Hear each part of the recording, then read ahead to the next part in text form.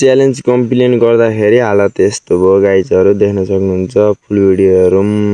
Hello गाइजहरु welcome to back new mini blog आयो सबैजना सन्चै हुनुहुन्छ भने मेरो ठुलो आशा छ र म एकदम सन्चै छु हैन त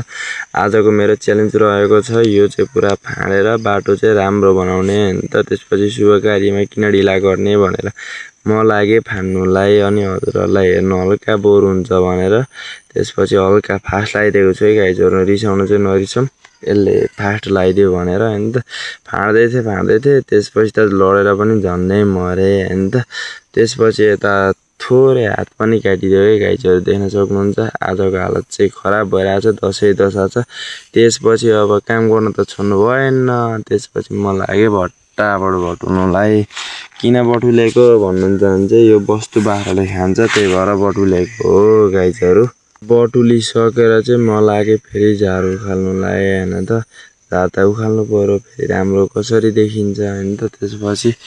झारसार उखालेर हैन त झारसार उखालिसकेर चाहिँ म लागे फेरि कोदाली लिएर तल तास्नुलाई तास्दै अब हजुरहरुलाई हेर्नु बोर हुन्छ भनेर हल्का फास्ट बनाइदिए हैन त नरिसाउनु गाइजहरु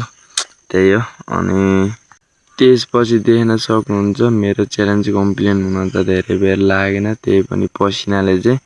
लास्टै हालत खराब बनाइदिसकेको थियो गाइजहरु त्यही हो अब कसो हुन्छ मिलाएर हैन त आज चाहिँ यति काम गरिएछ हैन त भिडियो अथवा भ्लग मन परेमा लाइक र शेयर र सब्स्क्राइब गर्न चाहिँ नभुलौं गाइजहरु यस्तै कमेडी भिडियो हेर्न मन छ भने यो च्यानललाई सब्स्क्राइब पनि गरिराखौं बाइ बाइ गाइजहरु।